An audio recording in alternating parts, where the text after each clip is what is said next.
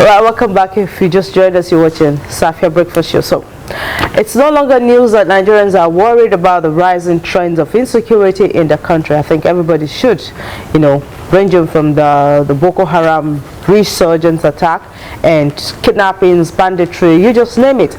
The most recent one is, the horrendous attack on stranded passengers along Maiduguri Road, plus other attacks on innocent citizens at Angwon-Polo, which happened, hours after Mr. President visited to condole with the Borno state government on what recently happened.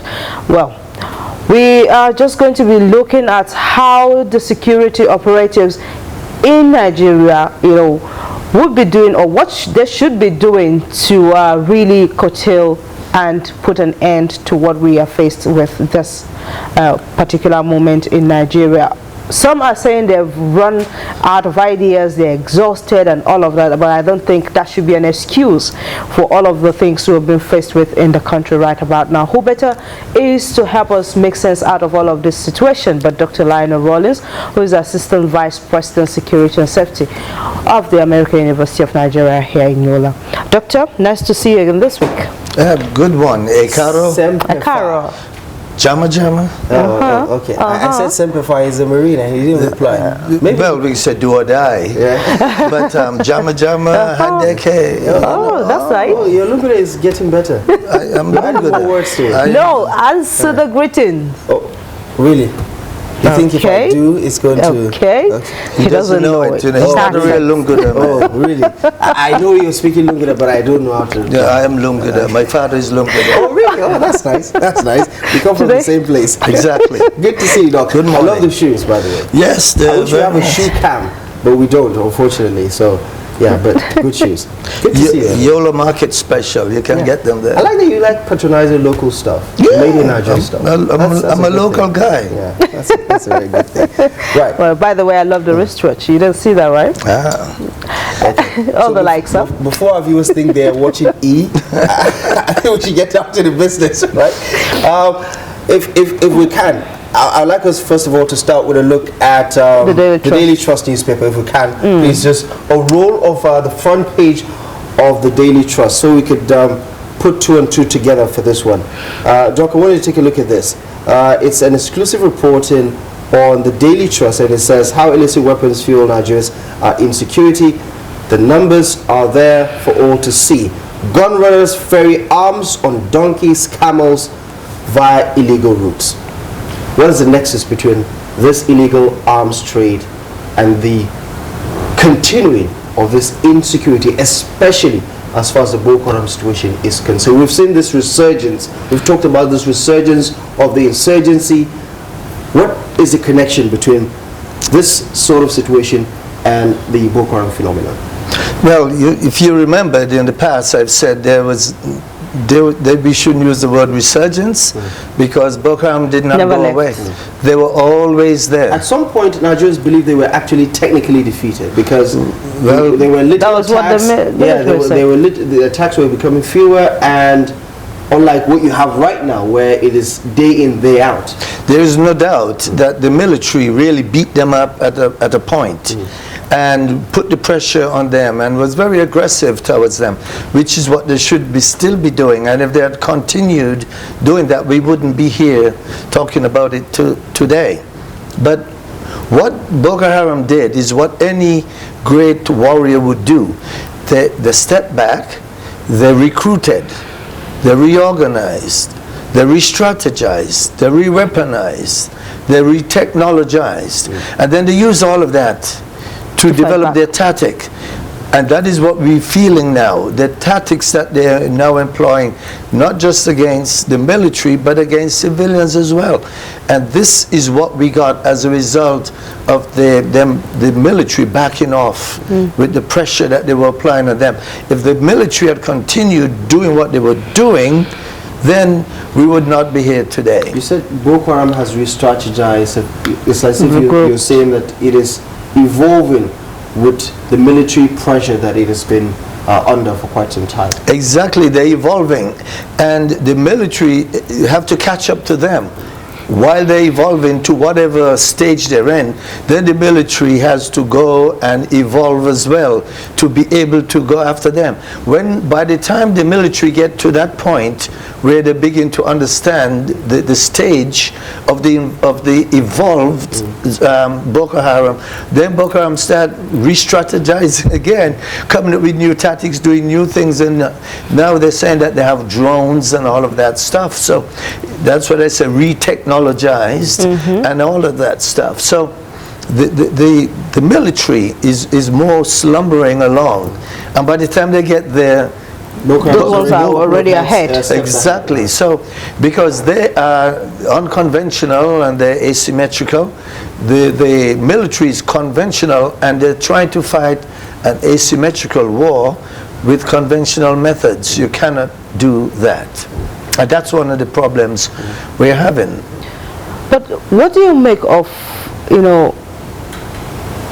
armed proliferation over the years, whereby we're still, battling with that particular issue? How do they get their arms? Nobody is looking at that particular area. We only know that they have sophisticated arms, they come attacking people and all of that.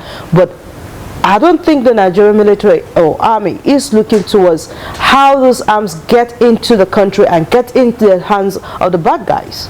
Well, that is the job of the customs, the U.S. customs. The army doesn't have anything to do with the borders, and the weapons are coming in through the borders. So the customs are trying their very best, but your borderline is porous and very long. So these weapons are now coming in. When Gaddafi fell, all those weapons stayed in Libya and got distributed above Nigeria. Now they're coming south, and a lot of bad people have these weapons to sell. Anybody want any kind of bad weapon that can kill a lot of people, you can buy them if you have the money. So these weapons are coming south. They're coming through in cargo. They're coming through on trucks, like you said, on donkeys. They're coming through on anything, or just people walking by, and you cannot cover all of that that scope of, but you can. Right. You can, but it's not being done. And until somebody covered the borders, and it can be done. I mean, there's a lot of experts who can fix that. I mean, with technology and everything, it's even easier now to police your borders than it was 20 years ago. Exactly. Technology, people, know-how, experience, knowledge. You cannot just go and just put somebody, 10 people here and say, this is... protect exactly. the brother. It must be done with a concept in mind. What are you trying to accomplish? We are the most porous. Where is the weakest places, the most vulnerable? Where are most of the weapons coming from? And you begin from there, and then you start expanding. But if they can plug that, you will see a tremendous difference in the fight, because that's where Boko Haram gets in the weapons. What can you tell us about the new strategy the insurgency is adopting right now? Nobody's talking about suicide bombs anymore. It's clearly obvious for some people that Boko Haram has decided to forgo suicide bombing. Now it's attacks on soft targets. The recent attack in Auro on travelers, unsuspecting travelers who were unfortunately stopped on their way into and out of Maiduguri. What more can you tell us about this particular tactic, and how perhaps even communities need to take note of the new approach? Because there was also a recent attack in December in Michika here, which was quite devastating. Well, Boko Haram, all terrorists, their job is to instill fear into the people. What way to instill fear than to brutally kill innocent people sleeping in the cars? By the way, that was a death trap that these people were in, and it's so terrible the way they died. They couldn't go in and they couldn't go back. So they said, stay right there, and nobody was there to protect nor defend them. So they were like sitting ducks, and the people just shoot at them. It's a terrible way to die. They couldn't even defend themselves. But that being said, if you want to make the news and you want to really create and instill fear, that's what Sheikhow did. Kill all these people innocently while they were sleeping, mothers with children and everybody else, and the world will start talking about you again. And that is what Sheikhout did. He instilled fear, and now people are talking about him again. When was the last time we spoke about Sheikhout, like we're doing now? And even the recent video he also released, threatening, a particular minister, and even the president. Well, and what he's saying, if you cut out the communications, I'm going to come after you. He's saying, leave it open. We all want to communicate. I don't know if it's the right strategy to do at this time. Do you remember some years ago they cut all communications? We couldn't communicate.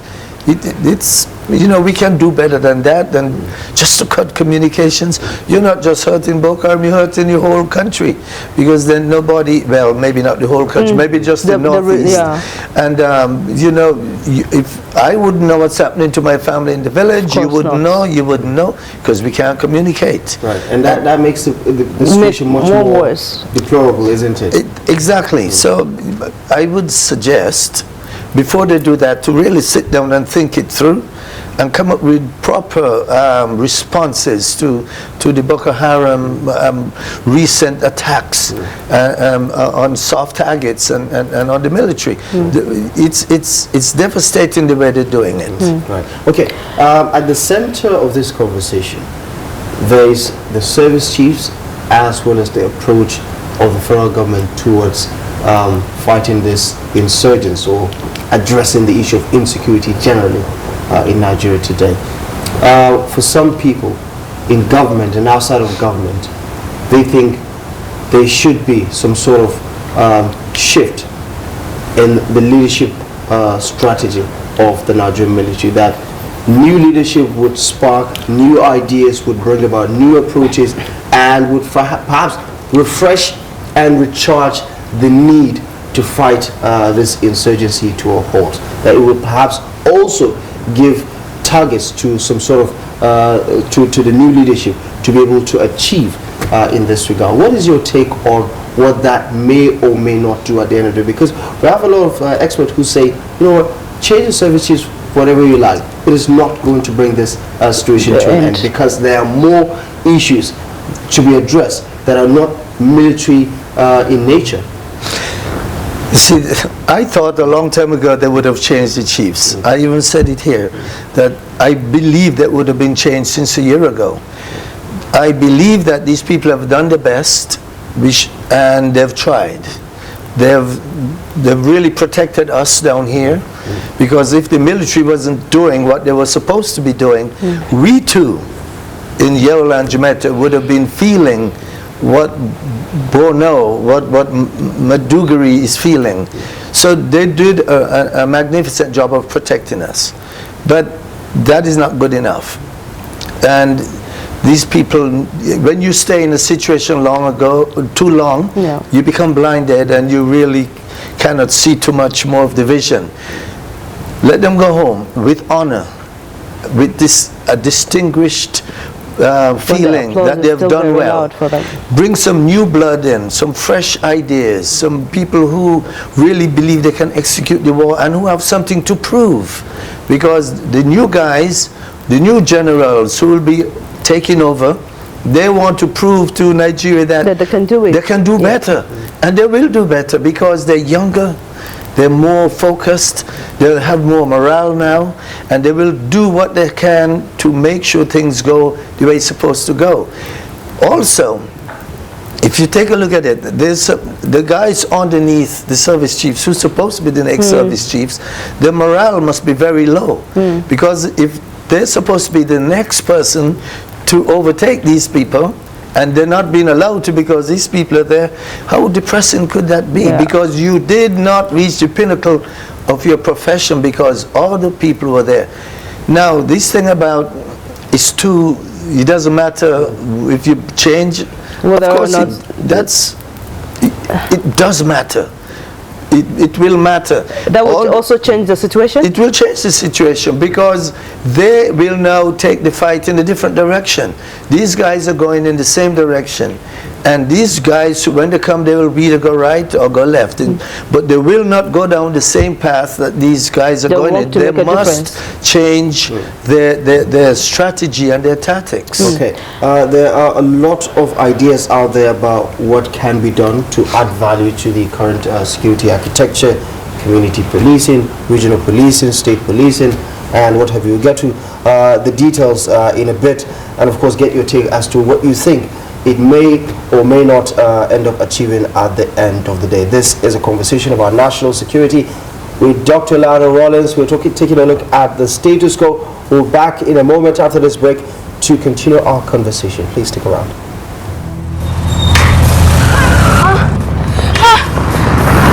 Ina son dan sandan da a shirye yake ya bada taimakonsa a duk lokacin da aka buƙace shi.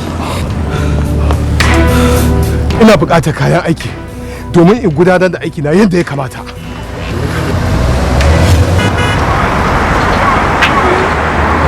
Ina son dan sandan da ba zai ci zarafina ba ko ya kama ni ba tare da wani dalili ba.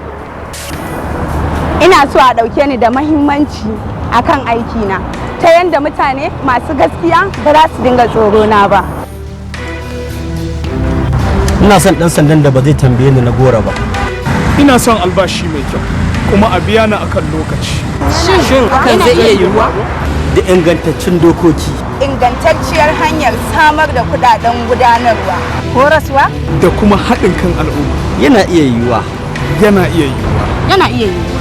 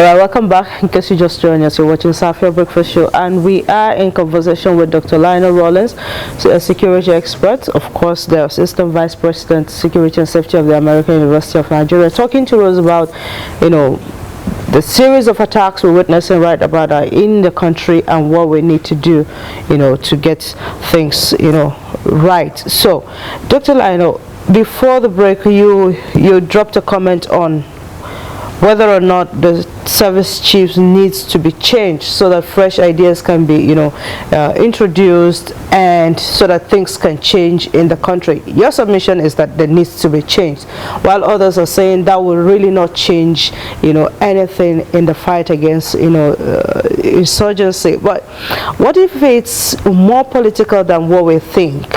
Whether or not they are changed, the ideology, the interest is still there. What they are, fighting may still not be, changed in that context.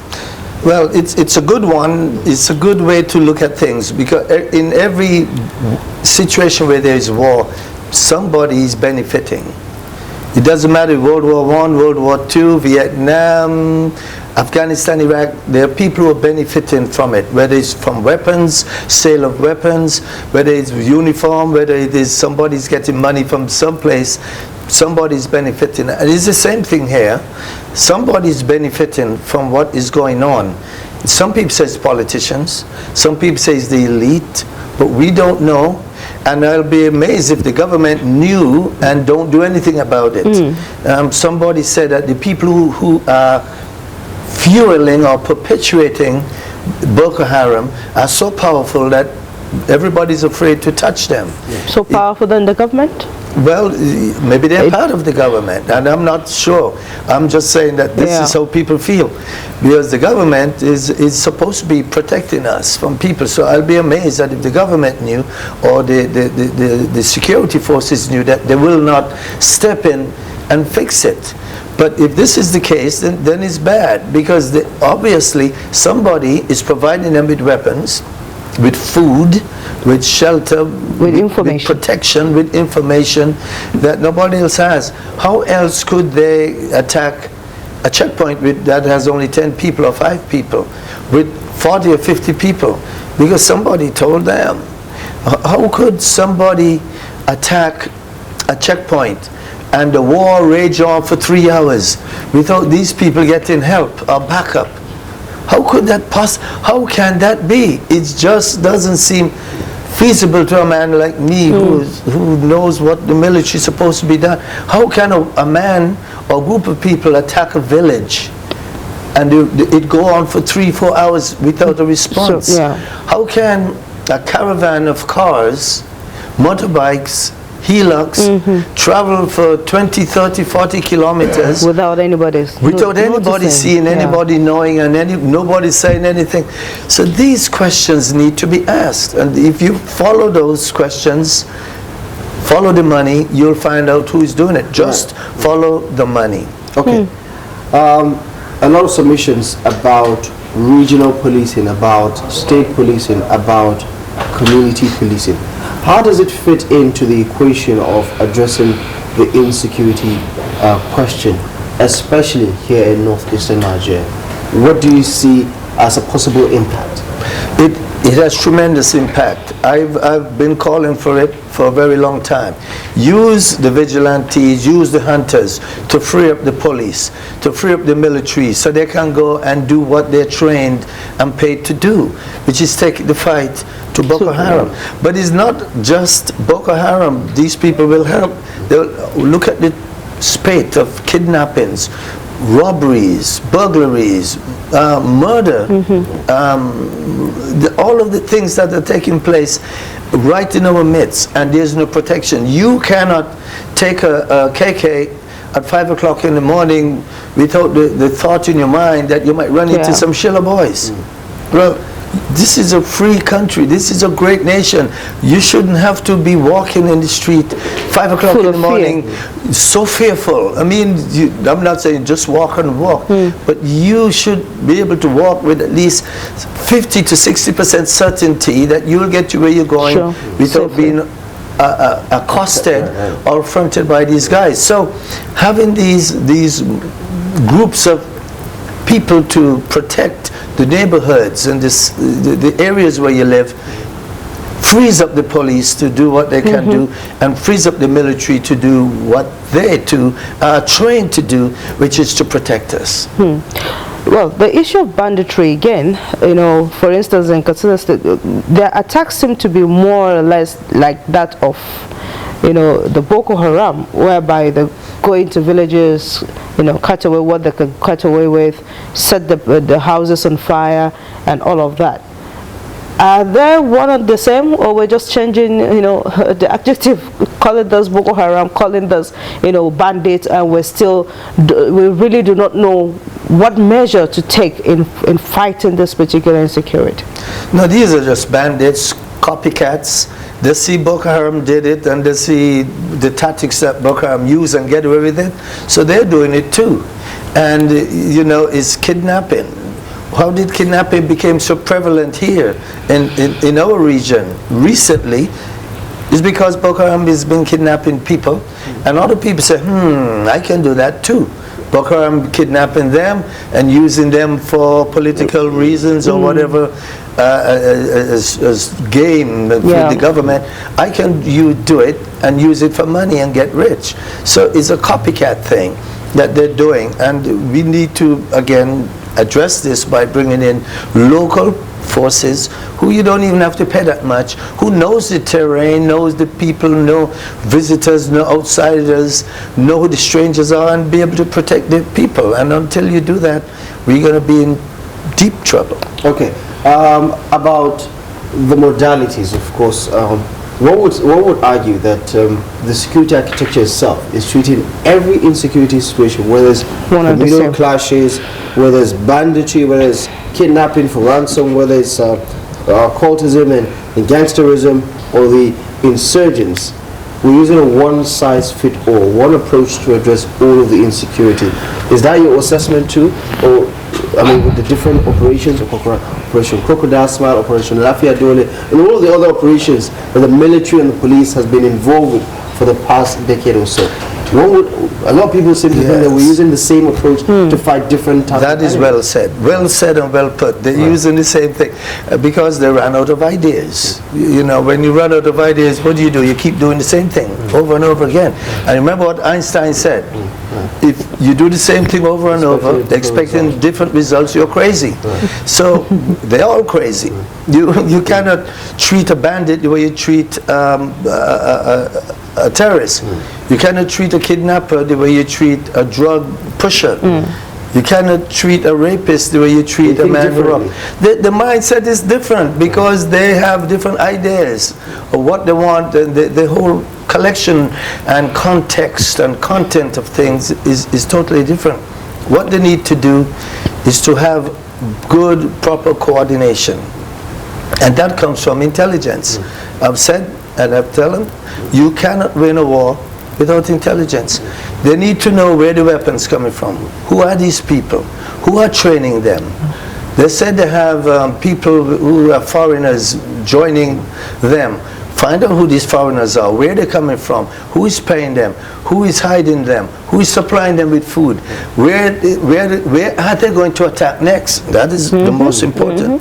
Where are they going to attack next? Why are they going to attack these places? These are things that they need to know, and this intelligence comes from people within. The problem is they cannot get anyone within to provide them with that information without. But they can't trust even each other in providing this intelligence again. That doesn't come down to trust, because you don't know who you're getting, and they don't know if the police or the military is going to say something. So this is what they need to get: good, proper intelligence. If you do not have intelligence, you wouldn't even know where they're going to attack next. We need good, proper intelligence, and if you do not have that, you're not going to win the war. Let's talk. I mean, we've diagnosed the situation. You have diagnosed the situation quite rightly. Let's talk about prognosis. Going forward, what needs to change in the approach and in the thinking of not just the people in power, not just the security agencies, but also communities who need to also play a part in addressing this issue? Well, we're doing a lot today. This is good. We're dissecting the stuff. We're going to deconstruct and then reconstruct. That's what we're actually doing. No, it's good. These are good. Listen, the first thing they need to do is change their mind that guns and bombs alone is not going to fix this. It does. If you kill all of Boko Haram with guns and bombs, the idea is still the idea is still you can kill the man, but you cannot kill the ideology. So the first thing they should get in mind that there are other things. On one hand, you use the guns and the bombs because we need it, but on the other hand, we got to think about humanitarianism, development. We got to think about the unemployed youth. We got to think about the economy of the country. We got to think about education, healthcare, all of these things. On the other hand, like for example, right now, Boko Haram they have villagers who live under their protection and their care, right? They're giving them food too, and they're giving them shelter and protection. And all of that stuff, whether they willingly or unwillingly accept the fact that Boko Haram is providing the welfare for them, Boko Haram is doing it. Well, what happened if you kill Boko Haram? What happened to those people who were getting protection, food, welfare taken care of? They're going to just go and create another Boko Haram. All I'm saying is, on the one hand, use your bombs and use your guns, but on the other hand, come up with development. Come up with humanitarianism. Come up with peace-building efforts. Go to Mautek. Ask those people in Mautek, what can we do to foster peace? They have a great Center for Peace in Mautek. And Saeed, your professor who comes here all the time, he can lead a group of people to to do some, some thinking and go into a think tank and come up with ideas. How can we solve this? But you cannot do it with bombs and guns alone. You must have other things. Take care of the hungry, the poor, the economically underprivileged, just the take care of marginalized. poverty. Right. It's a multi-dimensional approach, and I think you've set the minds of many who believe that the military option has been overemphasized as if it is the only nuclear option to take as far as this issue is concerned. Doctor, as always, your analysis is invaluable, and we appreciate you so much for coming on the program. Thank you so much for coming. But I hope she appreciates me. Yeah, she does. Okay, that's important. More than you know. More than you know. Doctor,